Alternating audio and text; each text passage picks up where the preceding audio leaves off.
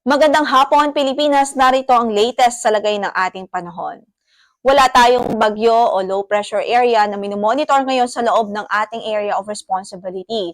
Mahinang habagat ang nakakaapekto ngayon sa dulong Hilagang Luzon at hindi naman yan nagdudulot ngayon ng widespread o malawakang pagbuhos ng ulan. Pero ang ating advice sa ating mga kababayan, saan man ang lakad sa araw na ito, wag pa rin kalimutang magdala ng mga pananggalang sa ulan dahil very possible pa rin ng mga thunderstorms o pagkidlat, pagkulog, lalong-lalo na po sa hapon at gabi. So sa kasalukuyan, for our information, meron tayong minomonitor na low pressure area sa labas ng ating area of responsibility.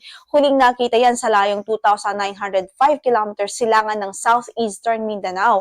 At sa kasalukuyan, mataas ang tsansa na mabuo ito bilang isang bagyo.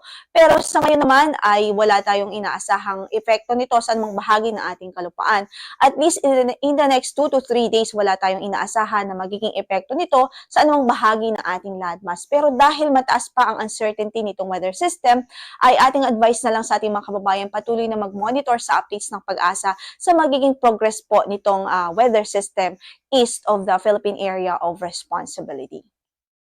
Sa pagtaya ng ating panahon bukas, asahan pa rin natin ang bahagyang maulap hanggang sa maulap na papawirin sa buong maghapon at may taas ang tsansa ng mga thunderstorms, especially sa hapon at gabi. Sa Metro Manila, para po sa ating temperatura, 25 to 33 ang inaasahang magiging agwat bukas, samantala sa Baguio City ay 17 to 25 degrees Celsius, 26 hanggang sa 32 sa Lawag City, sa Tuguegarao naman ay 27 hanggang sa 38 degrees Celsius, sa Tagaytay ay 22 hanggang sa 31 at 25 hanggang sa 34 sa Legazpi City. Samantala sa Visayas at Mindanao, wala rin tayong inasahang malawakang pagulan liban sa mga localized thunderstorms or yung mga pagkidlat, pagkulog, lalong-lalo na po sa hapon at gabi. Sa pagtaya ng ating temperatura, sa Cebu ay 26 hanggang sa 33 para sa araw ng bukas, 25 hanggang sa 32 sa Iloilo, 26 hanggang sa 32 sa Puerto Princesa City, 28 hanggang sa 32 naman sa Kalayaan Islands, 26 hanggang sa 33 sa Tacloban, 25 hanggang sa 32 sa Cagayan de Oro, at sa Davao ay 23 hanggang sa 32 degrees Celsius. Samantala sa Zamboanga ay 25 hanggang sa 33 degrees Celsius naman. Samantala, wala po tayong gale warning ngayon na nakataas sa anumang bahagi na ating mga baybaying dagat. Banayad hanggang sa katamtaman ang magiging pag-alon ng ating karagatan sa buong kapuluan.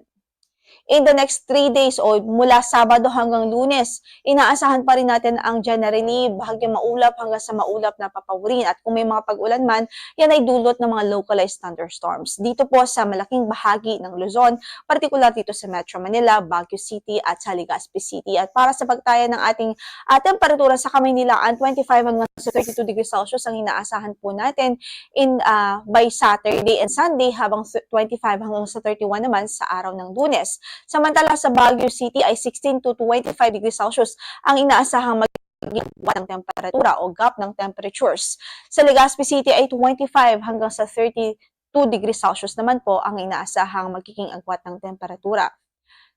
Samantala sa Visayas, gayon din ho ay bahagyang maulap hanggang sa maulap ang papawirin. May mga tsansa po at mga pagkakataon na ito ay clear skies pero may mga pagkakataon din po na pwede po ang mga dagli ang pagbuhos ng ulan sa simula weekend hanggang Monday.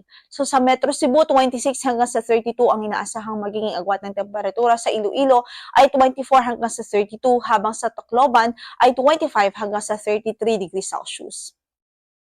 Samantala sa Metro Davao, Cagayan de Oro at Zamboanga City ay generally fair weather naman liban sa mga localized thunderstorms pa rin. So again, patuloy nating paalala, meron pa rin pong tsansa ng mga localized thunderstorms at any time of the day po yan dito sa Mindanao. So sa ating pong advice, patuloy po rin po tayo mag-ingat sa mga banta ng mga biglaan or mga localized na pagbaha.